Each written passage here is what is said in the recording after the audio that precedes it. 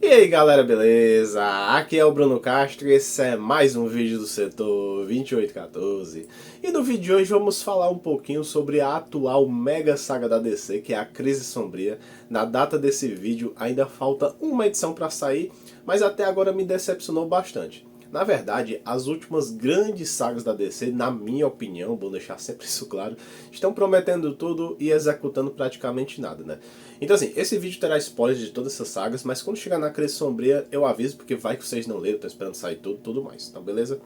Então assim, seguinte, eu nunca fui um leitor em dia com as coisas da DC, tô sempre atrasadíssimo aqui, mas sempre quando eles anunciam alguma dessas sagas, pode ser até multiversais ou não, né? Eu sempre dou um jeito de ler para ficar por dentro do que está acontecendo. E as últimas sagas da DC estão bem ruins, né? Até eles seguem um padrão de enrolação durante a saga inteira, para na última revista ter uma resolução muito rápida e ruim. Parece até que eles pegaram o padrão da CW dos seriados, né? Que é um seriado muito longo, tem um vilão lá que acaba derrotando toda a série inteira, né? Na temporada inteira, e no final eles dão um jeito e o vilão é derrotado bestamente. Mas enfim, eu podia até começar aqui pela saga Multiverse, né? Ou Multiversidade, como ficou no Brasil no início, e acabou ficando depois só Multiverso DC. Essa é uma saga do Morrison que teve vários pontos positivos de trazer o novo multiverso, principalmente o mapa do multiverso e aquele livro guia, que é muito bom mesmo. Só que assim, é uma saga que é revistas avulsas e o que acontece nessas revistas são histórias nada a ver com nada. A história da Terra 16 é muito ruim, as histórias da Terra 20 também, é mais apresentar o personagem, assim, mas não teve nada demais. O que aconteceu daquela saga mesmo foi na edição 1 e 2, que trouxe lá o vilão Mão Vazia, né, o Gentry também, e pra o final falar assim que eles iam apresentar o Multiverso 2. Esse Multiverso 2, né, só é usado agora em Crise Sombria, então é uma coisa que a Crise Sombria estava sendo preparada faz muito tempo. A saga Multiverso já aconteceu em 2014. E em 2015, a editora dessa empresa estava mudando de cidade, né? Então, para ter toda essa correria de logística e tudo mais, então para não ficar sem edições, o pessoal criou uma saga, né? Tipo uma saga fake que não serve de muita coisa, que seria a saga Convergência, né? Que também pelo anúncio, parecia uma coisa que ia trazer uma coisa muito legal mesmo. Ela trouxe vários personagens de volta, desde o pré-crise, né, a maioria deles do pré-crise, coletados pelo Brainiac original, que virou uma espécie de deus-máquina multiversal, né, segundo Morrison aqui. Mas, na verdade, tudo não passou de uma série de lutas forçadas, né, para que uma cidade que foi capturada versus outra cidade sobrevivesse. No fim, o que se salva de Convergência foi a volta do Superman pós-crise, né, que tinha sido coletado junto com a Lois, que ela estava grávida, e o seu filho Jonathan nasceu nessa saga. Mas uma coisa no final dessa saga que ficou nada a ver mesmo assim, foi eles tentarem mudar o final de Crise nas Infinitas Terras, né? Até alguns heróis partem para tentar mudar. E se mudou, me pergunto o que mudou e pra que mudou, mas enfim, né? Tipo assim, depois nas outras sagas a gente vê que não mudou nada, tá do mesmo jeito mesmo. E com o fim da saga Convergência, uma das poucas alegrias dos últimos anos foi o fim oficial dos 952, né, com a volta do Flash Wally West, iniciando aqui a fase Renascimento, e já mostrando que os personagens de Watchmen vão aparecer aqui, né, estão vindo. E também nesse início aqui do Renascimento eles estavam preparando o terreno para a volta tanto da Sociedade da Justiça, como também da Legião de Super-Heróis. E depois disso veio a saga Noite de Metal, né, que trouxe uma coisa que tinha um potencial enorme, mas foi a maior decepção que eu já vi, que seria o Multiverso Sombrio, né? Por quê? Porque podia fazer várias versões de outros personagens, mas ficou altamente saturado somente com versões do Batman, e versões que ninguém se importa. Por exemplo, o Batman que ri é a forçação máxima como um ser mais poderoso. E olha que eu acho a Noite de Metal uma saga que teve mais pontos positivos que negativos. Mas assim, ela meio que foi uma saga de transição, preparação de terreno para uma outra que ainda ia vir. E nesse meio tempo teve duas sagas também altamente controversas. Seria primeiro a Heróis em Crise, que é uma enrolação sem fim, focando na Arlequina e no Gladiador Dourado, assim, investigando quem matou vários heróis no santuário, né? Que seria, lembrando que esse santuário era uma casa no meio do nada que servia para os heróis lá desabafar, né, contar dos seus problemas. E nessa saga aconteceu um massacre e eles têm que investigar quem foi, né, que matou vários desses heróis. Então ele funcionava mais ou menos como um confessionário.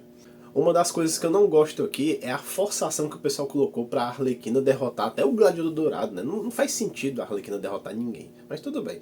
E essa enrolação durou 9 edições, que podia ser no máximo 4 ali, e no final acabaram mais uma vez com a reputação do Wally, que tinha acabado de voltar, né? Então foi vários pontos desnecessários, uma saga que tem muitas críticas mesmo. O único ponto positivo dessa saga é a arte, né? Assim, tem uma imagem muito boa. Olha essa imagem aqui da Lois Lane, por exemplo. A outra saga nesse meio termo seria a Relógio do Apocalipse, né, que essa demorou demais para acabar, foi quase 2 anos, e ficou uma enrolação muito grande, principalmente naquele casal de palhaços lá da Terra do Ódio, que ninguém se importa também, não serve pra nada, e também no novo Rochesh. É sério, se você pular as 9 primeiras edições, você não tá perdendo nada. Leia somente da 9 até a 12, que dá pra entender tudo, praticamente, né? E essa saga estava sendo preparada desde a Guerra Darkseid, quando o Dr. Manhattan aparece lá desintegrando o Metron, e finalmente ele conta aqui, né, o que ele fez. Lá nos anos 40 do universo DC, ele acabou mudando toda a realidade, onde não existia mais a Sociedade da Justiça, logo não teriam mais heróis do passado para inspirar as pessoas, e consequentemente a educação do Clark foi afetada, né, porque o Jonathan Kent não tinha visões de heróis para passar para o Clark. Então até aqui ele não foi mais um Superboy. Então no fim o Dr. Manhattan entende a importância do Superman e desfaz tudo, né? Então acaba voltando à Sociedade da Justiça, o Clark vira Superboy, então volta a Legião e tudo mais. E de novo, é uma saga com bastante enrolation, né? Assim, eu lembro de ter lido várias edições meio que à força, mas naquele sentimento assim de bora meu filho, conte logo isso aí, para de falar dessas coisas, não vai levar pra canto nenhum. Porque essas histórias do palhaço não derem nada praticamente, é uma coisa bem inútil mesmo. Depois disso veio a saga Death Metal, é uma saga até que eu já gosto um pouco mais, que foi lá a preparação desde a Noite de Metal, e também ela vinha sendo preparada nas revistas da Liga da Justiça, lá com a inclusão da Perpétua, que é mãe do Monitor e Anti-Monitor, e de um terceiro filho, né, que é o Forjador de Mundos, que apareceu nesse tempo aí. E esse lance da Perpétua criar um multiverso original, eu gostei, mas gerou várias inconsistências e dúvidas. Por exemplo, se aquela mão lá no Big Bang do pré-crise é a presença, um ser supremo da DC, todo mundo concorda com isso, então a Perpétua, por fato de criar o multiverso, está no mesmo patamar da presença? Eu não acho assim, não acho. A Perpétua é um personagem que assim, nem fede nem cheira muito não. Então se a Perpétua é um ser que foi usado para criar o multiverso e a presença também, então a presença daqui é só um personagem que foi escolhido pelos juízes da fonte para criar o multiverso? Eu não quero acreditar nisso, né? Porque eu acho que a presença tem uma importância muito maior do que se for só isso. Mas você pode argumentar assim, não, mas aquela mão pode não ser da presença. É, a do Perictese é da presença porque ela mesma fala que criou o multiverso lá na revista do Lúcifer. Mas voltando aqui, essa saga Death Metal é outra que a saga principal, as 7 edições, né, principais dessa saga, é um conjunto de coisas que pra mim não faz tanto sentido, né? Dá pra achar vários erros ali. É que pra quem tava lendo a revista da Liga da Justiça, com toda essa preparação da Perpétua, aí tem um Batman aqui também, parece que tem um salto, parece que tem a revista da Liga, aí tem um salto, começa Death Metal e não tem assim uma ligação, né? Então porque assim, começa do nada o Batman que reformulou uma terra à sua visão, então é um mundo onde os heróis estão aprisionados ou correndo o risco de uma rebelião. Eu senti falta de mostrar como ocorreu tudo isso. E o Batman que consegue um anel negro assim, tipo, como é que ele conseguiu? É do nada mesmo, coisa jogada mesmo. Aí depois o Batman que ri se funde com o Dr. Manhattan do Multiverso Sombrio, tipo um Deus Ex Machina total. E tinha uma batalha de seres gigantes, assim, a Mulher Maravilha dourada, tipo, por quê, assim, também. Eu não vou mentir que eu gostei mais dos tie-ins dessa saga do que a própria saga principal, né? Como aquele tie-in lá do bibliotecário, que até ele ressuscita o Metron, né? Que é uma coisa muito importante ali também. O tie-in do Superboy Prime, que finalmente tem sua redenção, apesar de ser colocado ali do nada também, contradizendo toda a personalidade dele lá em Shazam. Mas assim, o grande ponto positivo de Death Metal foi o fim do Multiverso Sombrio até então, né? Porque, sério, não dá pra engolir como versões do Batman são seres mais fortes de cada uma daquelas terras. Podia ser versão de Superman, de até outros heróis, mas do Batman, cara, do Batman, não. É porque assim, bota o Batman que vende, né? Aquela famosa regra que eles fazem. E no final da saga Death Metal, eles resetam tudo, né? Poderiam até consertar as coisas agora, mas não, eles acabaram inventando mais um negócio ainda, que a Terra Zero não é mais o centro do multiverso. Agora teria 2 mundos, um chamado de Terra Ômega e outro de mundo alternativo. Eles não explicaram muita coisa aqui, eu não entendi até agora a função disso. Beleza. Eles até começam bem, né, com o Darkseid buscando a grande escuridão. Isso deveria ser algo que deveria durar anos, né, porque o Darkseid ficou procurando a equação de vida durante, sei lá, 30 anos, nem sei. Mas não, no ano seguinte já tinha a Crise Sombria, né, que é esse ano 2022. Mas antes de falar sobre a Crise Sombria, deixa eu desabafar um pouquinho sobre o atual multiverso DC, né? Porque assim, agora é muito fácil acessar qualquer terra paralela, né? Do nada, isso, posso visitar e voltar tudo mais. No pré-crise era sempre algo meio sem querer, ou um evento anual, né? Acessando a Terra 2. O problema é que aqui tudo acontece na Terra Zero. Ela é a principal e os demais são cópias genéricas a partir desse universo. Isso tira a importância das outras terras, porque nunca acontece deles serem os protagonistas. Se juntar todos os Superman, todos os Flash ou todos os Lanternas Verdes, não existe um vilão, né, que pare eles. Mas é sempre algo relacionado à Liga da Justiça da Terra Zero. Então meio que... ok, pra que existe o resto, né? Assim, fica meio sem sentido. Se fosse algo difícil de acessar, beleza, assim, porque do jeito que pode, qualquer vilão na Terra Zero podia pedir ajuda do multiverso inteiro pra derrotar esse vilão. É isso que eu tô querendo dizer. É tanto que é o mesmo problema que a gente fica cobrando em filmes, né? Ah, teve o filme lá do Homem de Aço. Cadê a Sociedade da Justiça, que agora sempre existiu? Cadê, sei lá, o Aquaman? Cadê o resto durante aquele negócio, né? Sempre fica se perguntando. Agora também nos quadrinhos dá vontade de se perguntar também. E antes da Crise Sombria teve duas minisséries que eu gostei bastante. Primeiro foi A Fronteira Infinita e depois A Liga da Justiça Encarnada. Que na verdade as duas funcionavam mais ou menos como uma contagem regressiva para a Crise Sombria. E como eu falei, eu até gostei, apesar da quebra de expectativa de achar que o Darkseid ia ter sua importância, ter sua relevância, para no final ele e vários outros vilões muito poderosos da DC serem somente fantoches manipulados pelo Pária, que até onde sabíamos ali, ele estava sendo controlado pela grande escuridão, depois é mostrado que não é bem assim. E calma que eu já vou falar um pouco mais sobre o Pária, um assunto à parte aqui. Mas assim, agora vamos entrar aqui nos spoilers de Crise Sombria, né? Então para quem não leu, leia lá, né, dá um acesso da revista e depois volta aqui pro vídeo. Ou se você não liga para spoilers, vamos assistir aqui então. Então começa assim, já na edição 0 da Crise Sombria é dito que após a crise nas Infinitas Terras, a luz ficou enfraquecida com a batalha e daí a grande escuridão viu uma brecha para atacar. Isso aconteceu na revista do Monstro do Pântano, eu já comentei isso em alguns dos vídeos atrás, e foi graças ao próprio Protetor do Verde, né, o Monstro do Pântano aqui, que convenceu a grande escuridão com palavras que tudo precisa de equilíbrio, né? Então o bem não precisa do mal e tudo mais. E aqui nessa edição eles não citam que essa luz aqui é a presença, então eu vou chamar aqui só de luz para não dar confusão, né? A atual versão da DC. Então essa luz entrou em acordo com a grande escuridão, né, para eles ficarem meio que em trégua, mas era só o que parecia, pois a grande escuridão continuou usando sua influência e daí vieram várias sagas como Armageddon 2001, A Crise Infinita e assim vai. E ainda que nessa edição 0, o narrador da edição aqui, que eu não sei quem é, disse que a grande escuridão descobriu que os heróis da Terra Zero eram seus inimigos, né, porque acaba derrotando todo mundo que ela influenciou. E agora decidiu atacar pesado. Só que no decorrer dessa saga, tudo isso é desmentido, pois descobrimos que foi o Pária que corrompeu e manipulou a grande escuridão. E a primeira pergunta que não tem resposta é como é que ele fez isso? Não tem explicação. O grande plano do Pária aqui é trazer de volta o multiverso pré-crise, chamado aqui de Multiverso 2. Até aí, beleza. Acho justo que é o mesmo plano do Alexander Luthor da Terra 3, do Superboy Prime, beleza, mesma coisa. E para isso ele precisaria matar a Liga da Justiça, só que a Liga não era morta, ela ia ser enviada para um mundo dos sonhos, e nesse mundo eles iam gerar energia, e dessa energia ele ia trazer o multiverso de volta de alguma forma. Beleza também. E já fica meio sem graça porque todo mundo sabe que a Liga não ia morrer de verdade, né? Porque assim, são os maiores protetores da Terra contra os seres mais poderosos, então não ia deixar assim, né?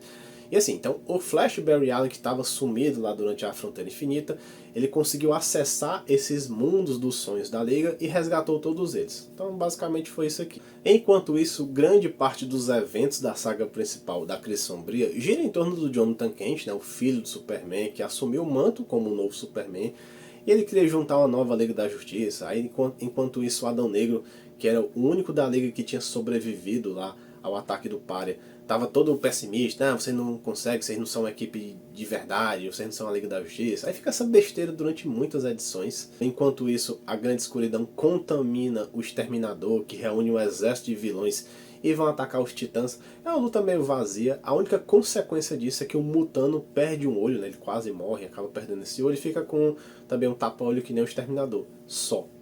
Isso assim, o Pária, vamos relembrar um pouquinho sobre ele, né? Ele foi o responsável pelo fim do multiverso pré-crise, né?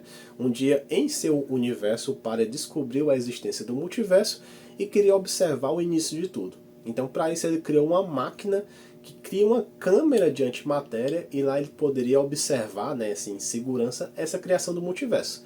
Só que observar a criação de tudo é um evento proibido, né? Então esse experimento dá errado e acaba criando a onda de antimatéria que varre todo o multiverso, destruindo tudo. E para isso o Pária é meio que punido e obrigado a testemunhar a destruição de cada universo paralelo. Ok, depois da crise, o Pária foi meio colocado para escanteio, o personagem não servia mais de nada, e até agora que ninguém explica o porquê, só agora ele queria trazer o multiverso lá de volta, né? Também não é explicado. E pelo visto vai ficar sem explicação também.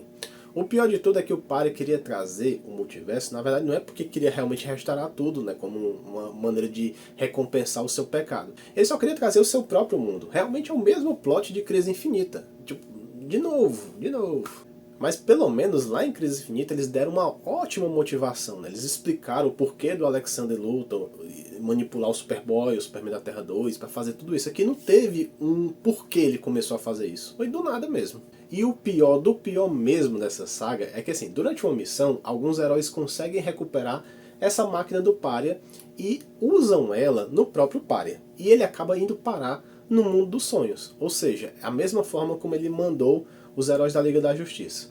Ou seja, ele usando a própria máquina dele e sem matar ninguém novamente, ele conseguiu realizar seu desejo. Ele queria trazer o seu mundo de volta. Tá bom, ele foi viver no mundo dos sonhos. Então não faz sentido essa saga toda. E só pra falar, né, o Pária, ele destruiu um multiverso inteiro, de infinitas terras, então de infinitas pessoas, né, assim. Então ele queria matar um novo multiverso para trazer esse multiverso antigo. Assim, é o cara mais genocida do universo DC que a gente pode ver, né. E assim, eu sei que ainda falta uma edição, e mesmo com o Pária já eliminado aqui, os demais vilões ainda estão sob controle da Grande Escuridão, e precisa explicar isso, né. Fora que quando a Moça Maravilha usou o seu laço da verdade no Pária, ele meio que desesperou, reconhecendo que a voz que ele estava escutando não era a Grande Escuridão. Então a gente tem que explicar quem é isso. Eu tô assim, daqui a pouco bota o Pirata Psíquico só pra dizer que tá mesmo. Nem sei quem é, mas beleza. E até o próprio Monstro do Pântano falou que não é do feitio a Grande Escuridão fazer isso, esse ataque direto que ela fez também. Então talvez tenha uma batalha final ainda nessa edição 7, ou vai ser uma coisa assim, meio sem explicação e vai ter só uma conclusão mesmo dessa saga. Eu só sei que teve mais uma saga onde não acrescenta quase nada de novo. Mais uma vez, o arco principal parece mais um tie-in, porque não acontece tanta coisa relevante. As partes legais são tão curtas e por culpa da própria história arrastada. Porque, por exemplo, no final, o Jonathan Kent parte pra cima dos vilões, principalmente contra o Apocalipse lá. Parece que ele se sacrificar, tem uma batalha épica, mas nem chega até a batalha porque o próprio Superman chega, né, e consegue derrotar o Apocalipse também. Então dura 2 segundos esse momento. Então não tem muita luta. É muita falação e quase nada de ação, basicamente é isso. E a DC já anunciou que em janeiro de 2023 começa a nova fase, né, Dawn of DC. Eles adoram esse nome Dawn, né, assim, bota na saga Lanterna Verde nos filmes. Que seria algo como o amanhecer ou o alvorecer da DC. É o início da DC novamente, né, um soft reboot que vai ter mais uma vez. E ela terá consequências tanto dessa saga Crise Sombria, como também de um outro arco que está o Planeta Lazarus, né, que não estou lendo, não sei se vocês estão lendo, fala aqui também nos comentários. O bom é que alguns de vocês até perguntam assim, aí Bruno, você acha que o Jonathan vai voltar a ser criança? Eu queria muito que isso acontecesse, porque eu não gostei dessa parte adulta dele aí. E eu quero até animar com vocês com essa imagem, né, que tá aqui, né, um Superman criança aqui. Mas como a notícia é boa, dura pouco, deixa eu desanimar aqui com essas outras, né? A gente vê que realmente ele vai estar adulto, tem até aqui os poderes elétricos agora, então esquece essa parte aí do Jonathan voltar a ser criança por enquanto. E até nessa imagem da nova família Superman, a gente pode ver que tem duas crianças aqui jovens, né? Gêmeos não idênticos, mas pelo estilo aqui, né, pelo cabelo e tudo mais, parece ter ligação mais com o Superman chinês. Então não vou especular muita coisa que não dá pra saber mesmo. E quando sair a edição 7, aí sim eu farei um vídeo contando a saga inteira com mais detalhes e tudo mais. Um vídeo mais explicativo mesmo do que esse opinativo, né? Então até perguntar pra vocês querem ver mais vídeos opinativos? É assim, eu não gosto de trazer vídeos só falando mal de alguma coisa, porque fica meio chato, né, assim. Eu quero sempre trazer os pontos positivos e o negativo mesmo. Mas realmente, essas últimas sagas não dá pra elogiar muito, não. É quase uma unanimidade que eu vejo as pessoas reclamando. Eu não sei o que é que vocês acham, né? O que é que vocês fariam de diferente, né, nesse rumo da DC que aconteceu. Então eu queria saber justamente a opinião de vocês. O que é que vocês acharam desde essas sagas que eu falei, né? Multiverse, Convergência, Noite de Metal, Relógio do Apocalipse, Heróis em Crise, Death Metal, aí as preparações, né? Fronteira Infinita, Liga Encarnada e a própria Crise Sombria, se estão lendo. Queria saber a opinião de vocês sobre ela, o que é que vocês gostaram, o que é que vocês não gostaram, o que é que vocês fariam de diferente. Então é isso, já sabe o ritual, né, pessoal? Deixa o like, comentário aí, compartilha com os amigos, fala, dá uma divulgada nas redes sociais que ajuda demais, demais mesmo o canal, trazer pessoas novas aqui. Então é isso, até o próximo vídeo e valeu!